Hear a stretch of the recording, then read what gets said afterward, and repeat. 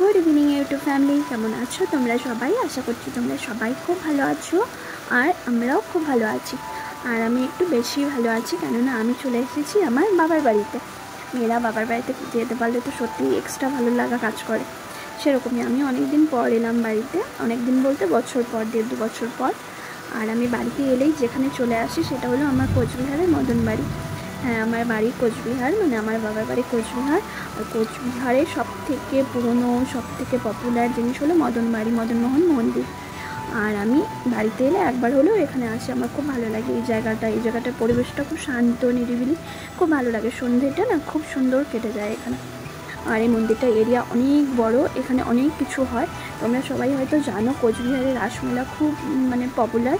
কোচবিহারে বিরাট বড় করে রাসমেলা হয়, দুর্গাপুজোর পর যে পূর্ণিমাটা হয়, রাস পূর্ণিমা, সেই পূর্ণিমা থেকে মেলাটা শুরু হয়, 20-25 দিনের মতো থাকে। খুব সুন্দর হয় মেলাটা, খুব বিরাট বড়। আমি প্রতি বছরই ভাবি আসবো, কিন্তু আর আসা হয় না, হয় আগে নয় পরে ওরকম করে আসা হয়।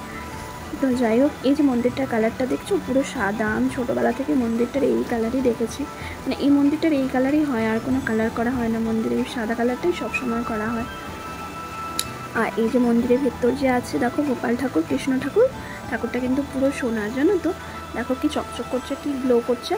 আমি ফোনটাকে এই যে এত কাছে জুম করেছি, তবু ভালো করে মুখটা দেখাই যাচ্ছে না, এত লাইট রিফ্লেক্ট হচ্ছে।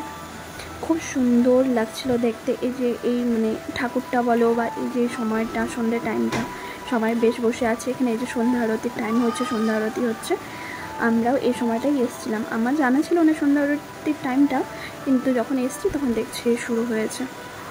তো এই যে এখানে বসেছিলাম, ঘুরছিলাম, আর বাকি সাইডেরগুলোও দেখাচ্ছিলাম। এই যে সাইডে দেখো, এই মন্দিরের সাইডে অন্যান্য ঠাকুরের মন্দিরগুলো আছে ছোটো ছোটো করে। এই যে মন্দিরগুলো, এগুলোতেও পুজো হচ্ছে সন্ধ্যাবেলা করে, সব ঠাকুর একসঙ্গে সন্ধ্যা আরতি চালু হয়। পুরোহিতরা আলাদা আলাদা পুরোহিত আছে, আলাদা আলাদা মন্দিরে। তো ওই ঘুরে ঘুরে দেখছিলাম, খুব ভালো লাগছিলো দেখতে। এই দেখো, এখানে কালী ঠাকুর আছে, আরও কী কী ঠাকুর আছে আমি অতটা বুঝতে পারছিলাম না।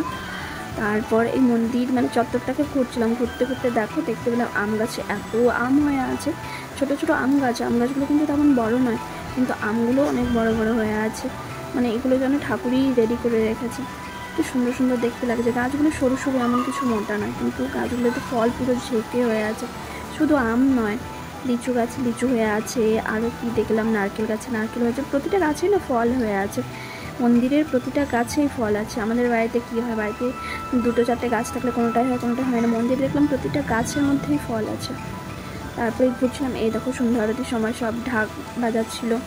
তারপর এখানে ঘুরে এসে আবার একটু ঘুরে এলাম, ঘুরে এসে আবার একটু দাঁড়িয়েছিলাম এখানে। দাঁড়িয়ে বেশি সময় দাঁড়াইনি, ওই যে আরতিটা হচ্ছিলো দেখছিলাম। আমার ওই যে দেখো আমার মেয়েটার ভিতরে চলে গেছে, ওকে নিয়ে এসে তারপর আবার আমরা বেরিয়ে এলাম। মন্দির থেকে বেরিয়ে এলাম বলতে ঘুরে ঘুরে বেরিয়ে এলাম, অনেকটা বড় এরিয়া তো, একটু সময় লাগে ঘুরতে। ঘুরে ঘুরে বেরিয়ে এসেছিলাম। তো আমার তো খুব পছন্দের এটা একটা জায়গা। তোমরা কেউ কখনো কোচবিহারের এই জায়গাটা একদম মিস করবে না, আসবে। বেশি সময় লাগে না, বাস স্ট্যান্ড থেকে টোটো অটোতে বসলে 10 মিনিট হয়তো লাগে, বেশি সময় লাগে না। তারপরে এই দেখো ঘুরতে ঘুরতে এই যে আরেকটা কালী মন্দির, মন্দিরটার চারপাশে অন্যান্য ঠাকুরের মন্দিরও অনেকগুলো আছে, ছোটো ছোটো করে। ছোটো আর কোথায়, বড়ই। যাই হোক, এরকম মন্দির, চারদিক থেকে এরকম মন্দির।